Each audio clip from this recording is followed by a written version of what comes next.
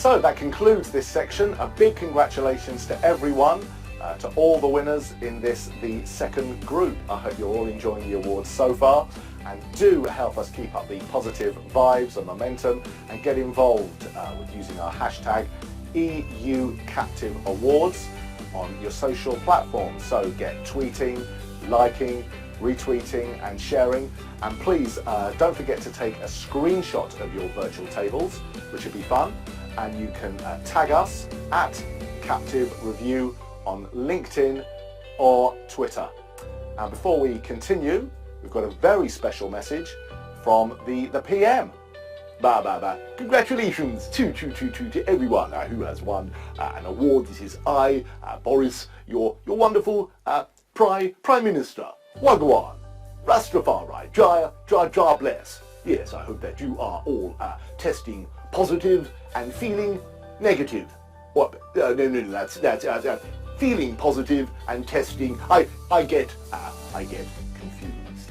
Yes, now I would just like to say a wonderful congratulations to our winners today, and for the losers, I'm not a fan of losers per se.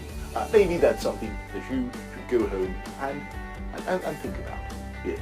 Now, it gives me a great pleasure, my friends, to introduce the second panel of the afternoon, and we'll be joined by industry professionals who will be informing us on captive digitisation and automation. Something that fills me with great excitement. Yes, it does. And I'll now hand over to the newest member of the Cabinet, Lauren, to introduce the panel. Over to you, Loza. Thanks, Darren. 2020 has taught us a lot of things and changed a lot of day-to-day life, not only for this year, but potentially forever. One major shift has been the use of digital going into hyperdrive, as evidenced by the fact that you're watching this online rather than us all meeting at a lovely dinner in Luxembourg. Keeping this in mind, I'm joined by a panel of captive experts to discuss digitisation in the captive insurance industry. We have Karen Jenner from TMF Group, Jose from Delonia Software, and Derek Bridgman from Strategic Risk Solutions Europe. So thank you all for joining us. As mentioned, one of the many things COVID-19 has shown us is that there are many more digital ways of working than were previously widespread throughout business.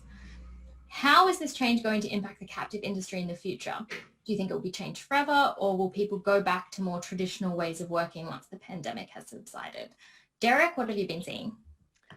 Thanks, Lauren. Yeah, I suppose, from our perspective, I would say the insurance industry in general has probably been quite slow to progress around these. I think it's probably taken something as sort of severe as the pandemic to push things along, but they certainly have pushed them along. Like, I think even from the sort of simple day-to-day things of electronic signatures, although they were used, I think we've seen those progress, even with Adobe Sign. But I think even in the 6 months or 8 months where people have been using the likes of electronic signatures more, the security around them has increased. So now there's an additional level of security to ensure that you are, it is that person who is actually signing. So that's probably a sort of a day-to-day. In terms of system capabilities, I think we've had to advance, because with more cyber sort of transactions, there's going to be that additional risk, that for banks and corporates. So I think certainly heavy investment in sort of that space, and I think that will increase. That probably relates to the captive industry, whereby I think companies who looked at their cyber risk previously and perhaps put it in a captive sort of maybe better understand it, but maybe cyber risk that they understood that was applicable a number of years ago maybe has changed and evolved because it's become a bit more sophisticated.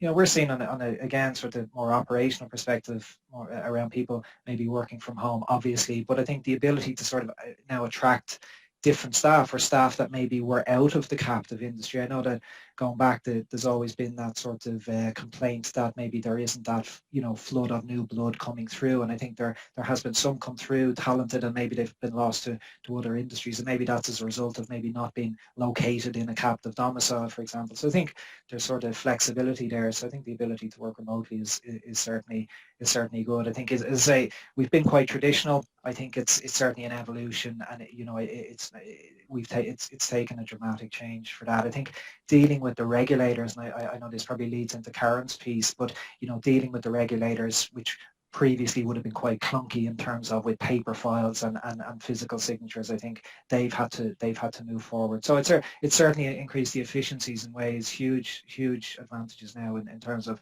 using Zoom, using any of these sort of the platforms and sharing files. And I think it's become sort of part and parcel, and people have really had to upskill. So yeah, it's been great, for us from that perspective. Big challenges at the start, but I think certainly getting there, and I think it's here to stay from that perspective, from a day to day. But I think obviously the natural inclination sometimes is to step back as things go back to normal. So it'll be interesting to see. But certainly I know Karen will give a perspective on the sort of tax authorities and things like that. Yeah, sure. I mean, going into COVID, I think working not only with the insurance industry, who we know aren't sort of the most digitised industry going, and alongside that working with tax authorities, who are known for their wieldy and very bureaucratic processes. Obviously on the compliance piece, we're focused very much with supporting insurance companies, brokers and policyholders in settling transactional taxes on global programmes. So I suppose there was some kind of fear as to how the world would continue. Sort of two angles of it really, dealing with the insurance industry. We haven't seen any issues with people being compliant, taxes are being paid, business is continuing kind of as usual, despite most people working from home. We saw a few tax officers extending deadlines in the early days, but often these weren't actually needed. The angle, I guess, where we have seen more challenges has been with the tax authorities themselves. And that hasn't actually been on the tax filing side, but more where new taxpayers want to register with the tax authorities. And we have seen some move forward with tax authorities, where historically wet signatures are required on documentation, notarizations, apostillations. We're seeing now digitised notarizations going ahead. Tax authorities agreeing for you to delay apostilling. But then we have also seen, tax authorities having certain people out of the office. Some of these processes have held things up, but we've definitely seen delays. For example, in Portugal, the tax office has been closed for a long time. There's now a huge backlog in that one territory for new taxpayers wanting to pay. But I think we know tax authorities are in the process of digitising, but they're all at various stages in their journey, and they're not necessarily doing it consistently. So again, as Derek alluded, it has been a journey, but it's not been as fraught with the challenges we may have anticipated from such a big event. Well, yeah, I think, Karen, traditionally it's always kind of government offices that are slower on these types of innovations compared to, private industry. And obviously the most difficult thing is, as you were saying, it's all different kind of domiciles. So you don't have one rule for all of Europe or all of the world. Jose, when you're looking at this kind of thing and people working from home more and the change that we've seen, what are you focused on in terms of the captive industry? I think that the situation is not going to go back to what it was before. I mean, for the first time, the industry has been forced to change, to work from home, to digitize process.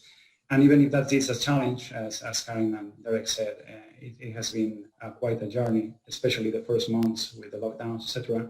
But I think that the companies are working, the taxes are being paid, and things are moving forward. So I think, yeah, there will be changes that will remain, and some others are yet to come. So I think it's something interesting in the future that opens not just to captive insurance, but to most of the industries, indeed. And when we look at this kind of thing in terms of digitization, data and analytics comes up a lot because people are using data a lot more previously to before. What are we seeing in the insurance and the captive industry when it comes to new uses of data, Jose? Data analytics is not something new, but it's something difficult. Always, it's always a challenge for small companies, especially with captives are small in size compared to large insurer or reinsurers.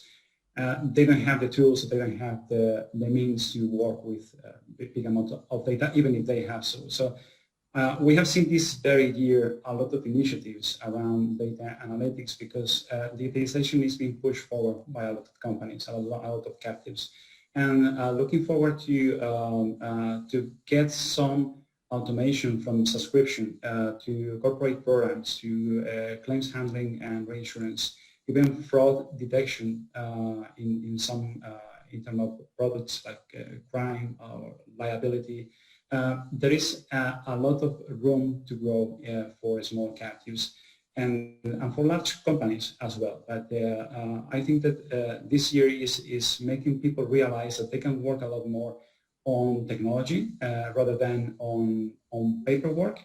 And in that sense, they also are much more efficient with compliance, because compliance, Solvency II, and local regulations are being very tough. And this is the only way for companies to be agile and to be healthy in terms of information, data analytics, and why not AI and other things that come just after that. I don't know if Karen has opinion about that.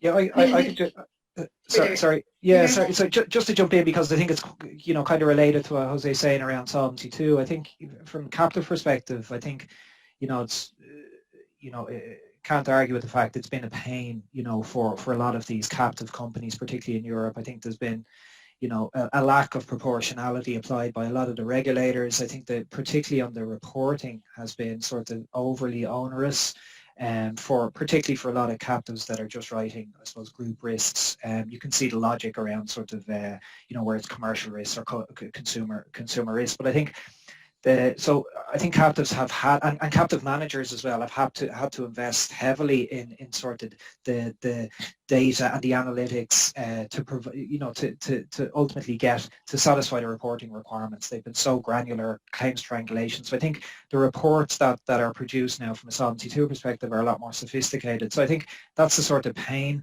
aspect. But I think what people are seeing now, that they're sort of through that initial Solvency II implementation process, is they're actually now seeing, particularly as the market is hardening, that what can we do with that data? So if, to be better prepared to go to the market or to retain risk, they need to better understand their data. And I think a lot of captives now are finding, well, hang on, we have this because we need to produce it because it's required from a regulatory perspective. So I think they're very much seeing the value in the data a lot more. And I think I would agree with Jose, the data is key, analytics is the key, because I think in order for the European captives owners to really to make that decision to retain risk, I think they need to be comfortable that what they're retaining, they're comfortable with, that it's in the risk appetite, risk tolerance, things like that. So I think that will continue, and I think that's where huge strides I think have been made, particularly in Europe. And I see that we can see that again in the US as well now, whereas the reserving reports that are being produced for various long-tail risks are more detailed than they once were. I think solvency, or the likes of Guernsey and the offshore domiciles, I think they apply a good proportionate approach, whereby captives writing group risks are exempt from some of them onerous requirements, but then commercials writing more consumer-based risks have to report have those reporting requirements and have the data now to kind of back it up and tweak the programs accordingly. I think from a compliance perspective, we've seen a trend of tax authorities over the last few years requiring increased data when insurance companies are submitting and captives are submitting their tax returns. We realise this is a way of looking for audit opportunities, looking for additional revenue. And I'm sure this will continue to increase, regardless of whether we see IPT rates going up across Europe in response to COVID, as people need more revenues.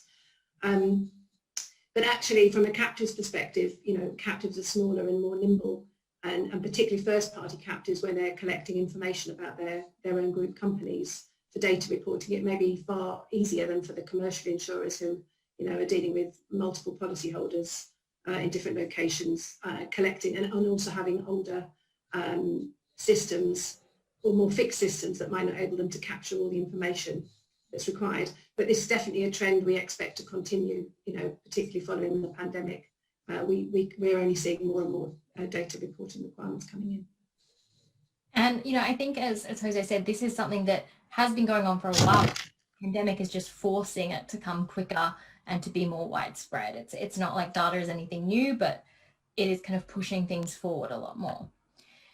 So kind of when we're talking about similar in terms of insurtech, a lot of insurtech is using data and analytics and digitization in general. A lot of the things we see pitched are kind of for bigger companies, and can it really help smaller insurers like captives or the savings kind of better suited to the commercial insurance market or regulators? Karen, what are your thoughts? I mean, we work with insurers of all shapes and sizes, and as I've already mentioned, captives often are more nimble and are more adaptive, and often have systems that are more adaptable or are able to adapt to changing processes and requirements. I mean, IPT compliance is a small piece of digitalisation of the industry, and obviously is key to global programs, so it's big in some areas. And we are going to have to be more, we're going to communicate differently with the tax authorities in the future. There are going to be more requirements on that scale. But I think going back to what Derek said earlier, this is something that isn't going to happen quickly. It's, it's not a revolution, it's more of an evolution.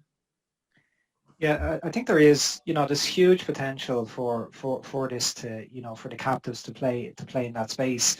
I think, even just the sort of day-to-day examples of it, for car insurance, if you're, applying for your car renewal. I know I got a quote that was substantially cheaper, but then when you look into the small print, it's for a higher deductible. So there's a sort of a form of a self-retention option for just in day to day. But I think there's the use of that. We've seen some of it in terms of bike insurance pilot schemes that have been set up through PCC structure. So I think that's something definitely that can be explored around how nearly like a sort of a nano captive where you have your PCC, your individual sales for each individual sort of customer, and you could have a insurance retention amount on that. So I think there's huge scope on that. I think we're seeing it, we've looked at some projects whereby companies in the shipping industry, and it's amazing to see how sort of prehistoric they are with respect to sort of the financing or any exchange of currency, because it's so quite often it's done at these shipping and ports, it's done in cash. So there's certainly potential there to sort of reduce make that more efficient. I think we've seen with a lot of companies or corporates that maybe if they looked at a captive or a sale a number of years ago, the analysis, but particularly in a soft market, but the analysis indicate that they were probably too small and that the financial benefit wasn't there. I think looking at a lot of companies now that obviously have suffered or are suffering higher premiums, higher deductibles, claims going up, whatever, and they're nearly been pushed into that space whereby it's certainly worth evaluating. They may still be too small for sort of a wholly owned captive, but certainly for a PCC. So I think there's certainly opportunities. But again, sort of group captives which are more prominent in certain jurisdictions are getting more interest. So is there the ability to mutualize risks? So groups coming together and then perhaps using the data, using InsurTech, what's out there to sort of analyze the data and then access ILS. So we've, ILS opportunities, we're seeing more and more. Traditionally, they started off more of a supplementing the existing insurance market, but now I think there's room for them to play more. I think the obvious advantage of them is based on a trigger mechanism, and once that event happens, there's an automatic payout. So even on insurance, on a sort of consumer day-to-day insurance, I think there's a lot more scope for automation there, whereby if it's a trigger event, there's an automatic payout. There isn't that paper trail and that required paper trail that has to go back and forth. So certainly do see opportunities for it as we move forward. Again, I suppose the reservation I'd have is how fast will it move. I think sometimes again in the insurance industry it takes something like COVID to push things forward. But I think what we're seeing from COVID as risk managers are becoming more aware of the risks they have. a lot of these risks maybe are becoming uninsurable. So I think the only way that they're going to get comfort in retaining the risk is really to quantify the risk, and in order to do that, they've to get involved in the analytics and the offerings that are out there to assist them. From our very much technological point of view, usually InsurTech is something restricted to the innovation departments of insurance companies, and captives look too small or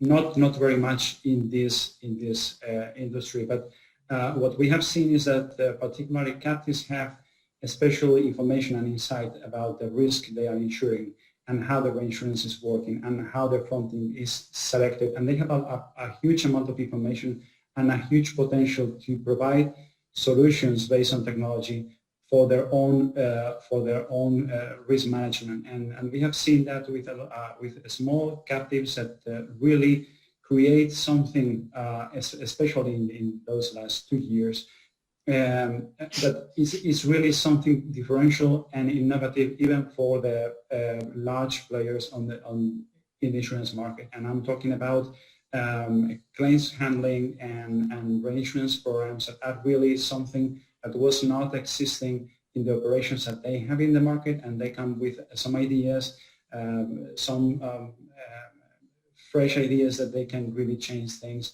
from the technology point of view and also for the insurance point of view.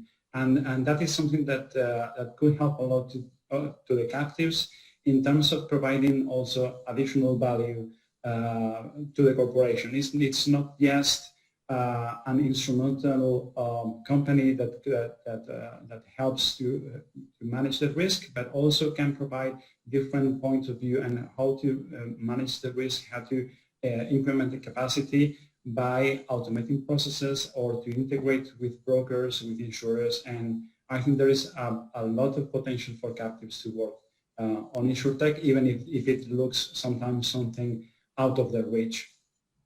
Yeah, I think we've seen some clients. I think it depends on their drivers, and I think if they buy into it, and ultimately, like for example, if you look in the employee benefits, quite often there's a financial consideration in bringing that into a captive. But quite often it's data. It's to get a better understanding of their benefit risk, and so that they can then tweak the programs. There will always be a financial component too, but I think some of these corporates that have huge, very sort of disjointed benefit programs just see the value of IT and different InsurTech and digitisation techniques that can assist them in sort of aggregating that data. I think in terms of the way companies purchase insurance or corporates purchase insurance is changing now, because capacity is very much drying up.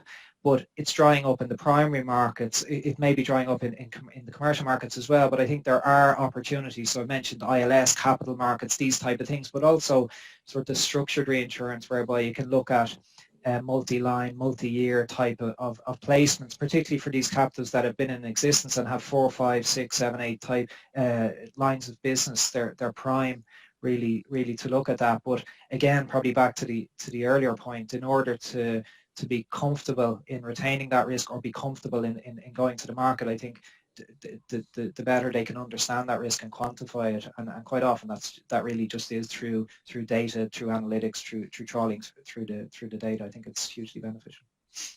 I think one other thing is, we talk about captives as being much smaller than the large commercial insurance companies, but if you look at the size of the business they're insuring, the amount of premiums that go through their policies, and the breadth of coverage quite often that they're offering, they are often the most sophisticated or involved in the most sophisticated insurance programs in the market.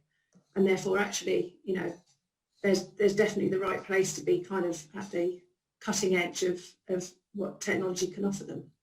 Yeah, I think if you look even at some of the sort of captive managers, some of the self-managed captives, I think a lot of them are still working off sort of Excel, and even to extend it to the commercial insurance market, they're working off Excel and email confirmations. I think huge potential for the likes of blockchain there, and around digital receipts, smart contracts, things like that. I think just to increase the efficiency. Jose probably has a better view on how close we are to that. I think, you know, and quite often you can have all the will in the world. I think if dealing with the historical transactions can be just too daunting, I think, sometimes for even companies to approach it. I think, but as we are seeing a lot of sort of new captives and new cells being set up now, I think that's the opportune time now to really start to really have that granular output and that granular detail to really assist them. And how close do you think we are, Jose, like in terms of getting to that point? Well, I think that technology is not the problem. Technology is easy. As Derek has said, we are very close to implement blockchain systems, smart contracts, AI for chatbots, I mean, everything you can imagine is quite easy today to construct, to integrate, and to roll out for a reinsurer or insurer or a broker. Is more a question of the state of mind of the managers to say, okay, I want to change this process. I want to do something digital. I want to know more. I want to have a dashboard. I want to drill down. I want to have all my data in real time by currency evaluated in the currency. I have my accounting, and I want to make a forecast of my taxes for next year, and to simulate what happens if I reinsure 90% of this risk I have on PDBI. All these things can be done, but it requires a strong commitment from the management to change what they usually do with Excel spreadsheets or other ways. Okay, so I think that technology is not an issue. Technology is easy. Our job is easy, but it's more like the change in the policies of the company. Captives are small. Captives are usually something that has been running for a long time in the same way, but new captives and new people and these new times forcing change is a good driver to say, okay, let's take a look and see how difficult, how much time, how much costly is to implement something digital in our company. Yeah, and I think as Karen said very nicely, it's not a revolution, it's an evolution. I think that kind of helps a lot to think of it in that way. Unfortunately, we have run out of time, but thank you all so much for being part of this panel. And I hope that everyone is having a great night at the awards. Thank you all, Lauren and the panelists, to what was a fantastic panel. That really was great. Thank you so much.